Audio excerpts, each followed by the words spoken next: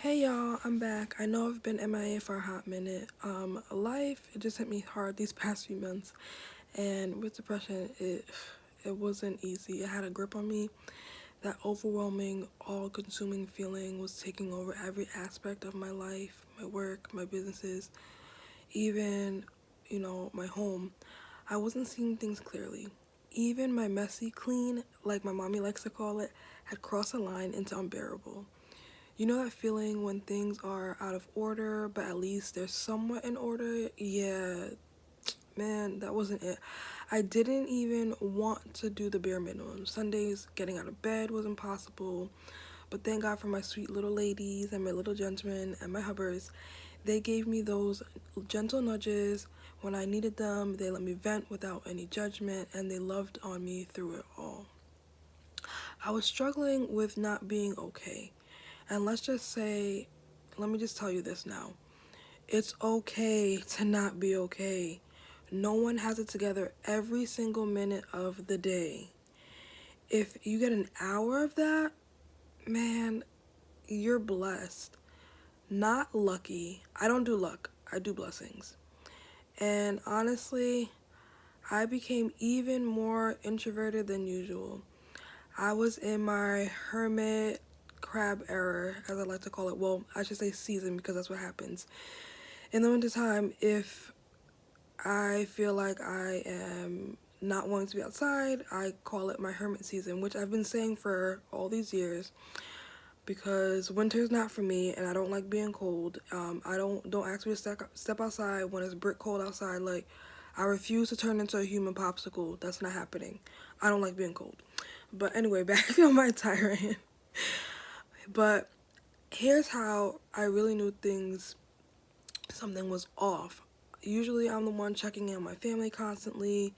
I like stalking my parents at least twice a day. I'm that type of love. That's how I show my family love. I call them constantly. I check on them. I text them. And even for my brother and my sister, I text them like every 5 minutes. And sometimes I even just call and just listen to them breathe in silence. That's the type of love I have for my family. Yes, that's how I love on my people. I stalk them, and they all know that because that's what I call it, because I truly do stalk them. So when I started pulling back, they all noticed.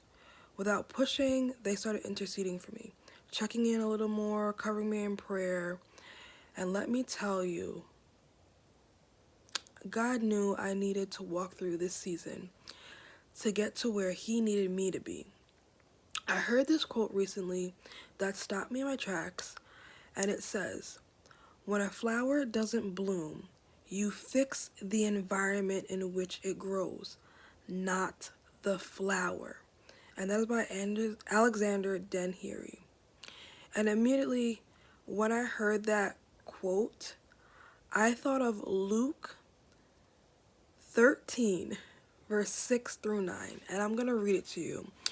It's the parable of the fig tree, when the fig tree wasn't producing enough fruit, but instead of giving up on the fruit tree, the vine dresser said, "Let us give it more time. Let's nurture it, care for it, and see if it grows." Now tell me if that wasn't a word, somebody. Let me take a sip of my water. Let me let y'all just digest that for a minute and think about that.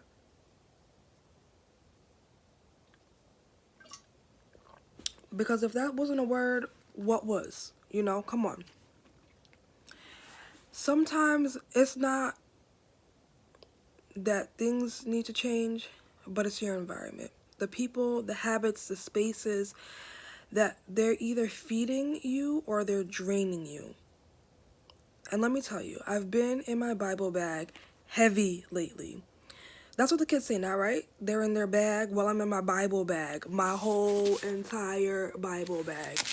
And I'm standing on Hebrews 13:8. Jesus is the same yesterday, today, and forever. Seasons change, but God doesn't change. And if you're in a season where you feel stuck, unseen, or liked, or not blooming, check your environment because God is still working. I appreciate you all for just sitting here rocking with me through all of it. And if this message spoke to you, drop a little hallelujah hands and let's talk about it. I love you all. I appreciate you, and I'll talk to you all soon.